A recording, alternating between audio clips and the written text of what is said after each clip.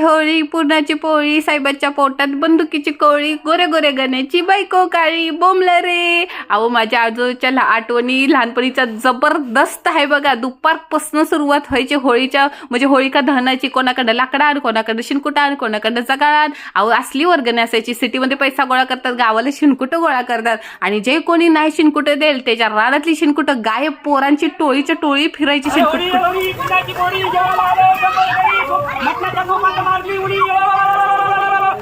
खरं म्हणतात शिमग्याला बोंबलणं. बाकीच्या दिवशी बोंबललं तर गावच्या बायका म्हाताऱ्या बायका म्हणतात का शिमग्याला जन्माला आल्यास का म्हणून एवढी बोंबलत्या. म्हणून एक दिवस पण सोक्तपणे बोंबलून घ्यायचं असतं. अहो दरिद्र नाश होतं, पिडा बिडा सगळी पनवती मागची जाते. म्हणून ह्याच दिवशी बोंबलायला परमिशन असते बघा.